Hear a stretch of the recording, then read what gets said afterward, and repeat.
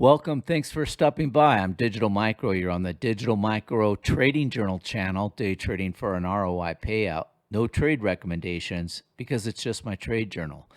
And we've got price action order flows Friday, June 9th, 23, and we've got rollover contracts going from June to September. That is really high alert for a lot of traders that don't like to particularly trade it because of the price action. You've got a lot of different kinds of traders coming in on this rollover just to do this 4 times a year, and they come in and they muck it up. It's a lot of manual price intervention versus just letting the algo run. So I'm going to go through the charts. I did not like the Ninja at all on my trade chart platform for rollovers. I'm going to use exclusively TradingView charts tonight, and I love it. I really do love the platform for price action and precision. It's absolutely one of the best out there.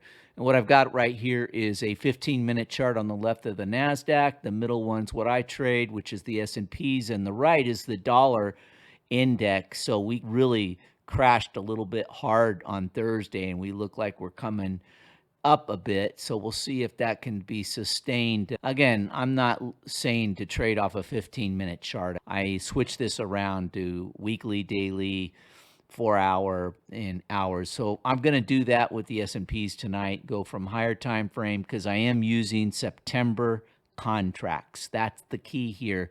No more June. So everything changed, and that's because the September contract is way up in the 43s. The print of this was 43.37 when I captured this screen. That's way above where we were on the June contract, and I think, again, that is by design. Let's get to the charts. All right, this is the trading setup I'm going to be using because I did roll the contracts on the September contract. So let's just get our bearings. So this is the September contract, and I'm back here in August. We've already talked about this in previous videos about the big gap here. So this is the wick of Monday, August 22nd, and this is the body of the candle. So you see this gap here in darker yellow. We've already passed it. This is the weekly chart, and this is the week right here. We're about to end on Friday.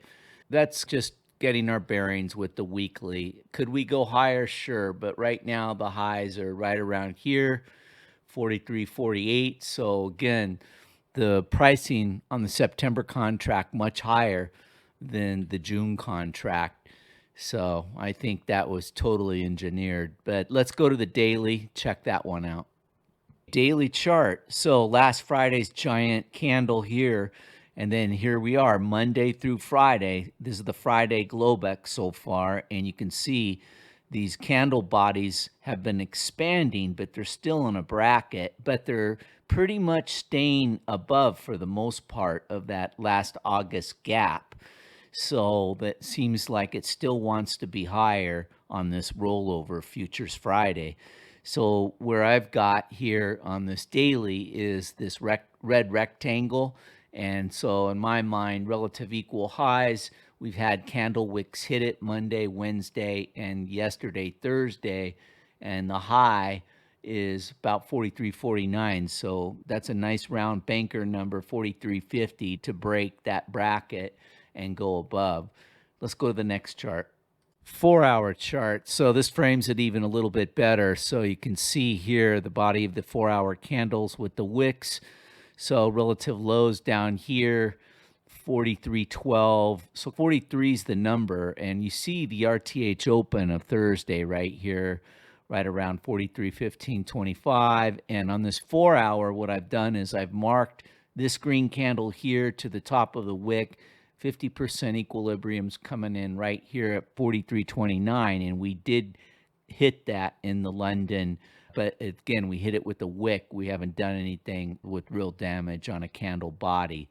So the red line is the London open, and this red line here is the New York midnight, and I've got an order block on a smaller time frame up here at 39.50.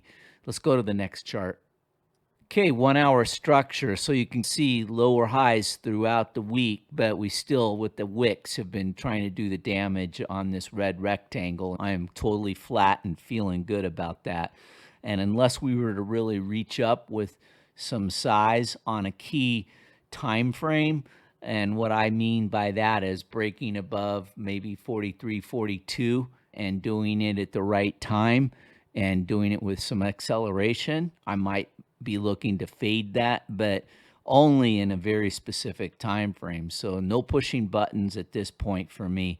I'm going to keep off. The 60-minute is making me make that decision by this structure. Again, the London was the big tell with this candle wick, not having the capacity to really go and break this 50% equilibrium and explore deeper. Again, this June 8th RTH open from Thursday, that looms. It's not even breaking any sell side liquidity here, and that comes into 43.15 and a half. And we could still get there in the RTH. Let's go to one more chart and wrap.